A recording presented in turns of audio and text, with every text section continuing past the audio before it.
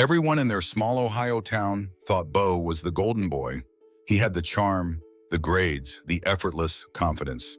People smiled when he walked into a room, teachers praised him without asking, and neighbors used his name when scolding their own kids. Why can't you be more like Bo? But behind every shining twin, there was the other one.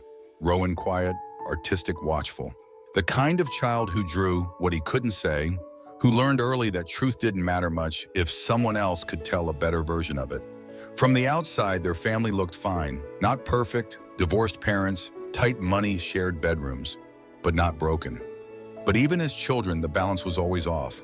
If something was missing, Rowan must have lost it.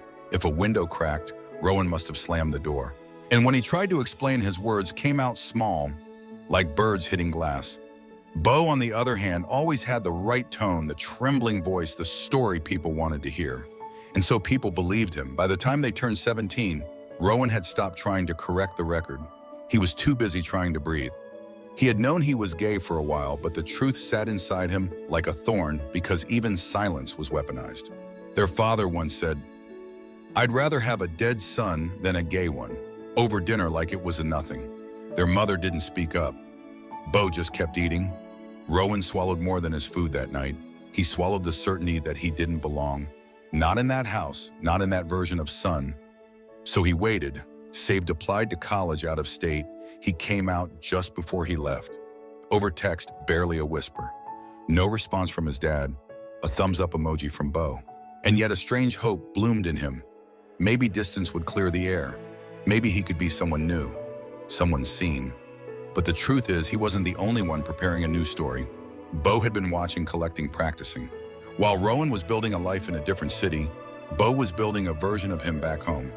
One that people could frown at, pity, fear. Rowan didn't know it yet. But he was about to be erased in the most dangerous way, not by silence, but by someone else's voice. Rowan's story didn't begin when he came out. It began the moment someone decided to speak louder than he ever could. If you've ever felt like your truth got buried under someone else's lies, like you were the quiet one nobody believed, stick around. This story might be yours too, and if it speaks to you, help us share it. Like, comment, and subscribe to HeartStories so others can find their voice even in the silence. Rowan had barely begun to breathe in his new life when the past began unraveling behind him. The first hint came in the form of a rejection letter. Not for a job, but for a volunteer position he'd applied for at a youth shelter. It read, "Given the sensitive nature of our clients, we are unable to proceed with your application." Confused, Rowan reread the message a dozen times. There was no explanation, no contact number. Only the unmistakable chill of doors closing for reasons he couldn't see. Months passed and it happened again. A tutoring opportunity at the university disappeared after a background check. A classmate distanced herself without warning. One evening while researching a professor, Rowan stumbled on a blog, anonymous, amateur-looking, but oddly familiar. It was filled with confessional-style posts detailing a toxic, unstable twin who had acted out violently, who had used his sexuality as a shield for manipulative behavior, who had once threatened a child at a family gathering. And the twin's name was never mentioned, but the descriptions left no doubt. It was Rowan. Or at least a twisted version of him. He stayed up all night clicking through the entries, reading comments from strangers offering sympathy to the author, praising them for surviving such trauma. He recognized phrases, things Bo had said to him in private word for word, repackaged into narratives that made Bo the hero and Rowan the threat. There were even screenshots. Some real, many doctored of old messages and photos, all used to construct a story that Rowan had never lived. And it was spreading. Bo had been busy. Using throwaway accounts and shared contacts, he'd seeded his story into the community, teachers, neighbors. Even their extended relatives had started to absorb it. To them, Rowan was no longer just the quiet one. He was the troubled twin, the unstable gay brother who'd always seemed a little off. Rowan tried reaching out to his parents. His mother replied, "You know, Bo's been through a lot. He's just processing things in his way." His father never responded. When he asked why no one had confronted him directly about the accusations, his aunt told him, "We didn't want to make things worse. You've always been sensitive." That word, sensitive, had followed him his entire life. It was how they softened their suspicion, justified their distance.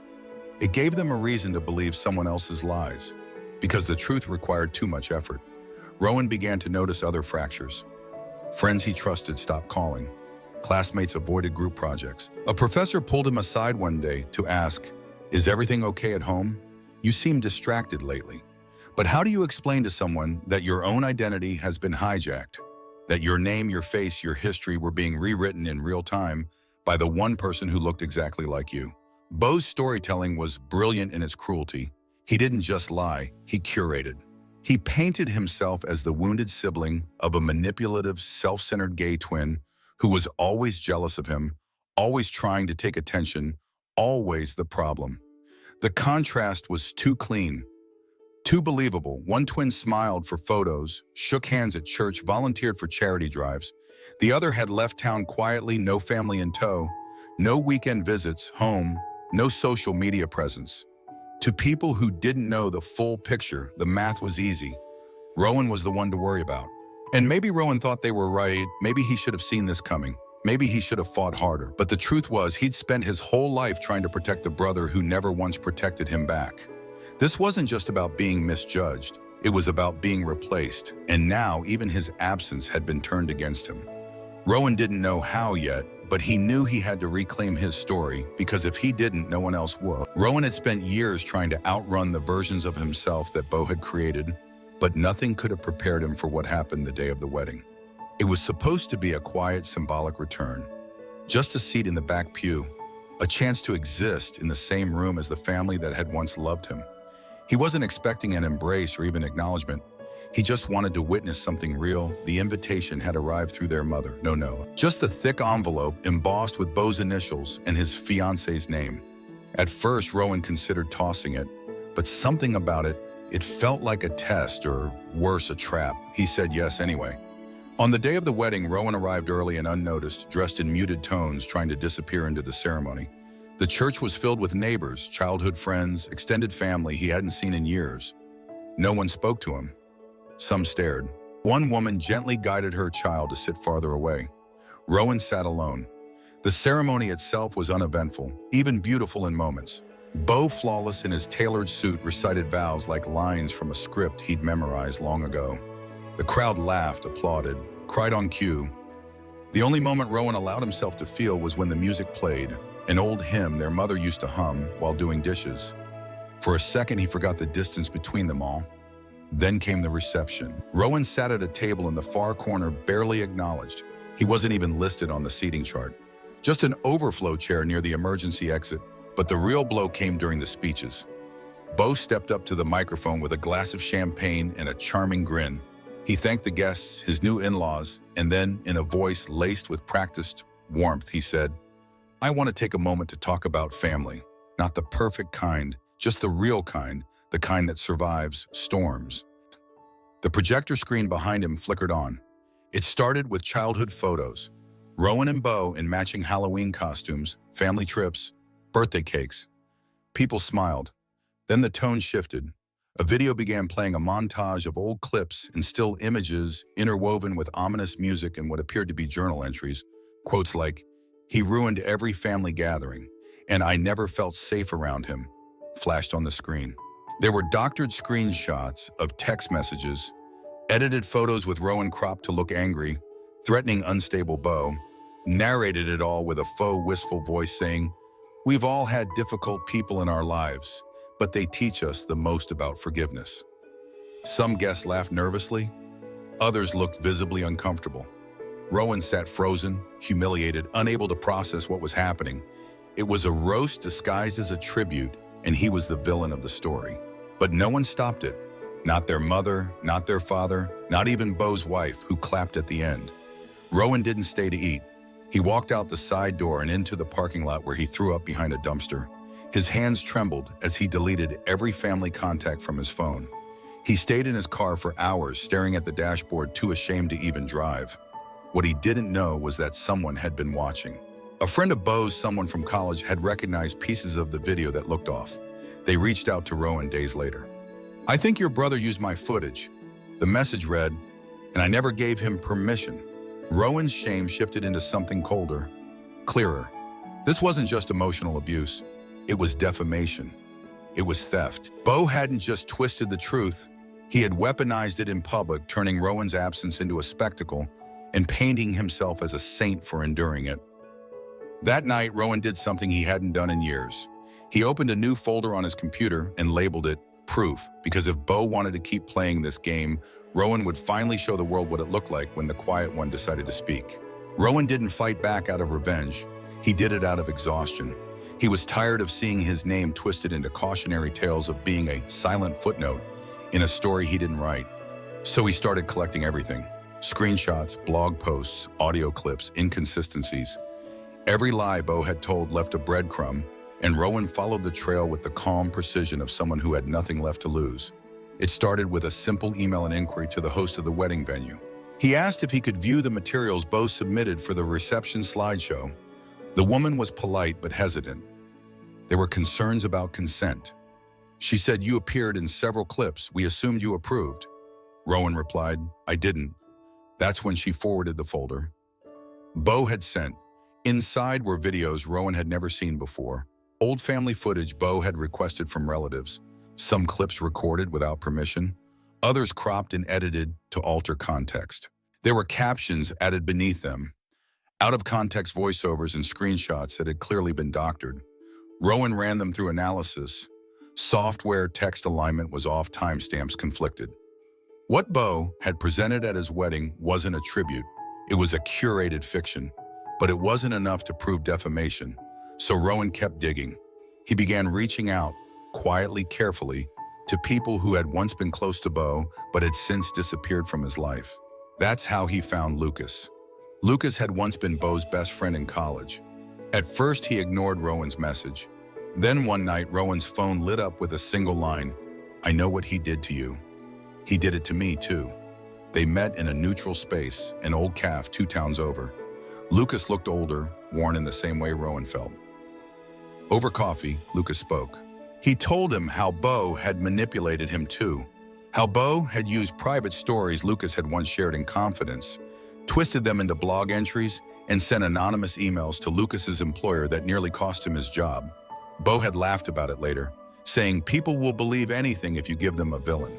Lucas had proof emails, screenshots, text threads from years ago, and he was willing to testify. That changed everything. Rowan consulted a lawyer who reviewed the materials with growing disbelief.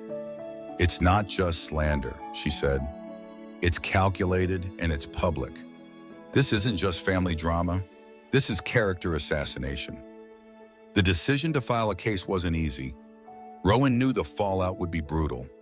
His family would turn their backs completely, but in a way they already had. When the subpoena was delivered to Bo, his response was immediate. A social media post painting himself as the victim, claiming his unstable twin was trying to destroy his marriage, his career, his life. It was shared over 100 times. Commenters rallied behind Bo, some who had never even met Rowan, others who had only heard one version of the story. But in court it was different. There were no filters, no hashtags, no echo chambers, just documents, evidence, testimony. Lucas took the stand first, then Rowan, then the venue coordinator, then a digital forensics analyst who confirmed the manipulation of images and metadata. Bo remained composed until the final day when the judge asked a simple question: "Did you author these entries yourself?" There was a pause, a breath, and then Bo, under pressure, snapped, "I protected people from him. You don't know what he's like. He deserved it. He always made me feel like nothing." The courtroom went silent. For the first time, people saw something raw and unscripted.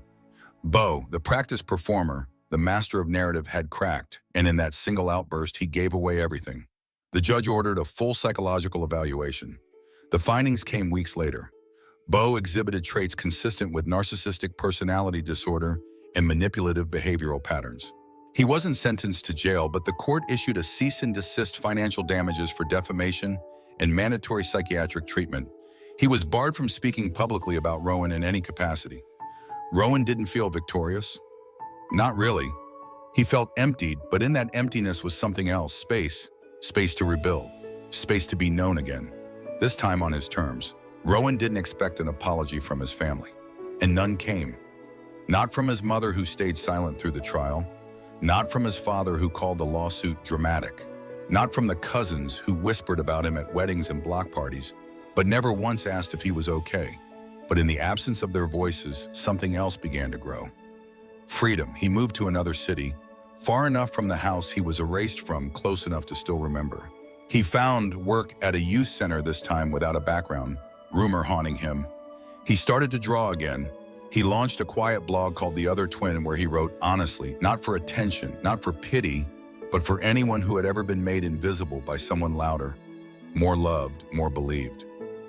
People began to find him, a teen from Idaho who'd been blamed for his brother's addiction, a man in his 50s who came out late and lost his family to gossip and half-truths, a mother whose autistic son was scapegoated by the school until he stopped speaking altogether. They wrote, "I thought I was the only one." Rowan wrote back, "You're not. Some days still hurt." He'd pass someone wearing the same cologne Bo used in high school and feel the weight return, or hear a phrase that echoed a lie told long ago. Trauma has a way of lingering in the air, waiting to be breathed in again. But healing, Rowan learned, isn't loud. It doesn't come with applause or validation. It's quiet. It's the first time you tell your story, and don't flinch. It's sitting in silence and knowing the absence of love isn't the absence of worth. It's choosing not to explain anymore. He never went back to that town, but one day a letter arrived. No return address. Inside a single sentence in handwriting he recognized instantly. Maybe I was the broken one all along. There was no name, no signature, no promise of change. Rowan folded the letter once and placed it in a drawer. He didn't need closure from Bo anymore. He wasn't waiting to be chosen or understood or forgiven.